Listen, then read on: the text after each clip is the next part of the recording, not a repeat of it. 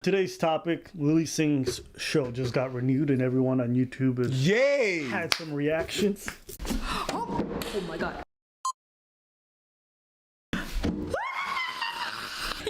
what's going on? Season 2. Make that into a GIF. I know you already are. Oh my god, I have so many thoughts. This is gonna be a very disorganized vlog where I have many thoughts and I'm just like, nah. If you haven't already heard, A Little Late with Lilly Singh is getting a season 2. You should have heard because literally I've been posting it on my Instagram, my Twitter, my YouTube, my mother effing Tinder, everything. I really do value time where I can just talk to you directly into the camera. No one else is here, like there's no execs, there's no team, it's just you and I thought I would talk to you honestly and genuinely about my late night show. No BS. The top line. I did season 1, we wrapped it in December of last year, and I just got renewed for a season 2 that is gonna be shot I don't know when. Quarantine life? My overall thoughts and feelings are I am so excited, I am beyond honored. Actually, no, I'm excited, I'm also very nervous. I'd be lying if I was like, oh, I'm just happy. No, I'm friggin' nervous, and I feel like puking all over again, as if this is season 1 all over, as if I've never done this before, as the first, I'm gonna puke. You know, as much as I'm cringing right now, when she's not doing these corny jokes, she's actually slightly charismatic. Yo, I could see the potential. Yeah. I could see the potential. Yeah. You understand? Problem is, you can't really work with potential. You have to work with actual good. You know what I mean? And that's the thing. Yeah, if it was just her talking and being likable, that'd be fine. But she has corny jokes that she don't need to do. First time you introduced me to this girl, first thing I said was, yo, she trying too much. Yeah, she doing too much. She reaching. Yeah. Yo, I hope she stretched before she did that reach. She's reaching all the time, and it feels like it's unnatural. That's what's cringy about her. It's just everything feels unnatural. This is cringy, but it feels a bit more natural. It's cringy in pockets. It's cringy when she does those little pullaways where she goes, "Ah!" Quarantine life? But when she's just talking. When she's just her, there's elements that are good. Right. Super good elements, but now she keeps on going to corny stuff. It's like, if you do a joke and I can call the punch at the end because I know, like... I mean, even if it's predictable, it can still be good. It's just, sometimes it just sounds super hacky. White man bad. You know, if I can summarize your thing to just like basic it can get really redundant. She's Amy Schumer, basically. Yes. Bisexual person of color, Amy Schumer. Yes. And that's not good. And that's the problem with it. Amy Schumer had potential. When she started to be corny, something to happen. Yeah, she had potential after she stole all those jokes. But again, it comes back to the other video that we did. I ain't mad at her. I'm mad at the people who are giving her that money. I ain't mad at you for that. Yes, she does the corny jokes. And yes, she still has to bear some responsibility for the things that come out of her mouth. But who's giving her this platform? It's like when people get mad at these ethos for doing whatever they do when they're like, give me your money, I deserve it. And if you don't, you're a bad person. Well, who are the people who are giving these people that money? You dig what I'm saying? Who's the one that's giving her that supply? That's my question.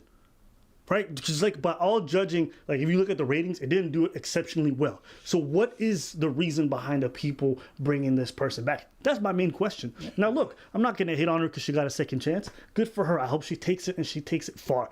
Because I want to see YouTubers succeed on this platform. That being said, judging by this video, doesn't seem like she's learned to downplay her corniness at all, which is like a big factor of why she was terrible in the first season. Forget the terrible one. There's been some good shows that have been canceled. Bruh, we do comedy festivals. And we see sometimes people who get on galas and we hear other comedians be like, how could that person get booked? They're trash. Don't get mad at them for taking an opportunity that's offered. Who booked these people? And then the gala comes out and it's a terrible show. And people are like, I'm not mad at the comedians because they're just being offered a lot of money. Trying to get paid. You make a very good, valid point there. Oh. There's more deserving people. She didn't make that choice. They did. And I don't know too many people who'd pass on millions of dollars to give an opportunity to someone else. Because there's more deserving people. Yo, there's always someone more deserving. You win the lotto, $2 million. Like, nah, there's people in need. Give it to them. No, you take the money and run. Stop. Season 1. Let me break it down for you. We shot 96 episodes in 3 months. And if you're thinking, that's a lot, you're right. It is unlike any other late night host who they usually shoot year round because of budget and scheduling and just other things I had going on in the year. We shot 96 episodes in 3 months. And let me just candidly tell you what that was like. Very hard. Listen, in the last video, we compared her to an open micer performing on national TV. To know that she didn't have much time in between each show to prepare and to get ready makes it exponentially worse. Yeah, it's exactly that. Exponentially worse. As a stand-up, when you go up to do a like open mic or a show, you get time afterwards to prepare your material for the next time you go around. It could be a month before you go back to that same spot. With her, she going up there multiple times a night. Yeah, of course she was set up to fail. Of course the delivery was whack. The delivery was lame. All that shit was hacky. She didn't even have time to prepare it. Now that you know that, I'm gonna tell you everything I loved about season 1. My team was amazing. I would have gone insane if it wasn't for my writers, my producers, my AV. I own the audiovisual. Every person that was part of season 1, I am sane because of you, truly. Including NBC. I'll be real with y'all. When I got this show, a part of me was like, are they gonna let me be me? I'm pretty weird. You see what I'm saying? Like, it was fine, and then she did the weird shit again. Yeah. And it's just like, what are you appealing to? That's like a bit of that YouTube humor, though, where they do a lot of like faces and just transition. Like her and that other one. What's that little brown girl? Eliza Kosher? What? Only thing kosher I know is salt. And she does that too. Like, that's her sense of humor. Yeah, and then she got her TV show, and she tried to do the same stuff, and it didn't work at all. It was a trend.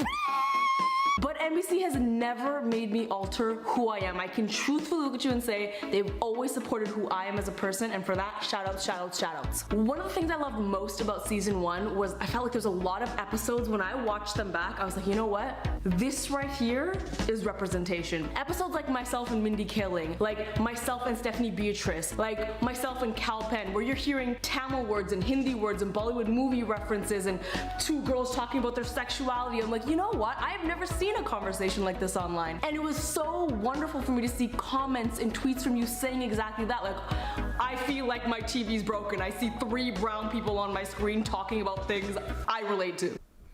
I can definitely understand that, and I can respect that. Problem is, when you want representation, you also want it to be well represented.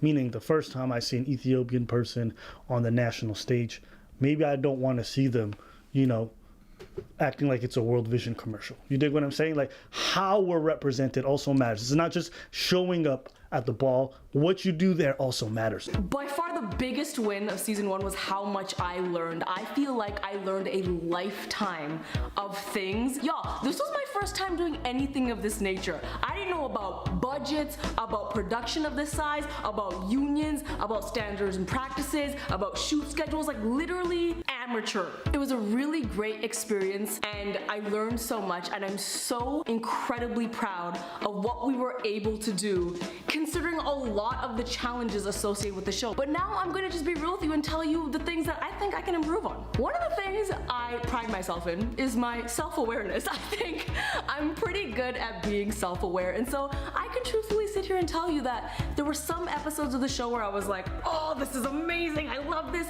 and there were other episodes where I was like, this ain't it. I am well aware. The schedule didn't always allow me to have a monologue that I was 100% about. Sometimes I would feel a little about it, but the show had to go on. And yeah, I'm well aware that in some episodes I look hella uncomfortable, and you know what? That's probably because I am. The truth is, it was my season 1 of doing something brand new, and season 1 Lilly reminded me a lot like first YouTube video Lilly. You know, everything takes time and takes practice. The difference is, normally when people have a first season, it gets canceled. You're being renewed. So it gives people a reason to pause.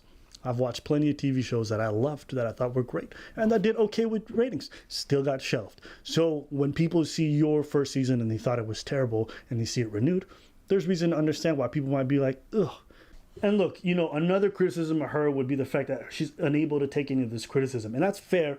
You know, she says... She's not able? She says she is self-critical and all this stuff, but in one of the comments she reads, yeah, I try not to read any of it because you can't tell the difference between hate and, you know, real criticism. Yes, you can. And the reason I communicate this is really just to say, I I'm proud of season 1, but I know there's a lot to improve on. And so when you give me feedback, like, why doesn't she have this guest on her show? Why isn't she doing this? It's not for lack of trying, it's just, I'm trying to figure it out. So many times I've been tempted to respond to comments like, why isn't this person on your show? And I'm like, oh, it's because of their schedule. It's because they have a PR team that does this. Why aren't you playing this game on your show? Because legally we can't do that. Why aren't you doing more sketches? Because when I shoot one for my YouTube channel, it's this much money. When you shoot it for the show, it's this much money. There are so many things I have learned, and I feel like going into season 2, what I'm really excited about is taking all that knowledge, all the times I've made mistakes and stumbled and was confused. Now I know all that stuff. And if you fail again, then we'll know that you really don't know all that stuff. There's a lot of YouTubers who try to venture off into something new, and they fail at first, and they start to build up some momentum, and they figure it out. And I hope that's the case for her. I don't know how to. This was one of those. Get paid. Do your thing. Get paid. You say you have self-awareness, we'll see. You say all this stuff and everything is your second chance, we'll see all about that. That video, I can't gauge your corniness or not. You're going to have the same writers or whatever or whatnot. How the jokes are going to be corny. We'll see. You made a valid point. She was renewed. There's nothing we could do about that. Okay. Now you say you know? Fair. Let's go. We'll see. And look, on the topic of her doing these jokes about white people and this and stuff like that, my stance on this is pretty simple. People should be able to joke about anything. And I get that it's unfair that people can get away with these white jokes on TV and you can't do the opposite in a lot of ways. I get that. But to me, the solution is not to banish people for making those white jokes. The goal would be to make everyone be able to make all the jokes. That's me personally. All jokes matters? Yeah, I guess. Yeah, any other thoughts on this whole thing or Lilly Singh? Nah, but it sums it up to this. We'll see. So, yeah, these are my thoughts on this whole story. But we want to hear your thoughts, guys. So leave your comments below. And don't forget to subscribe to Patreon.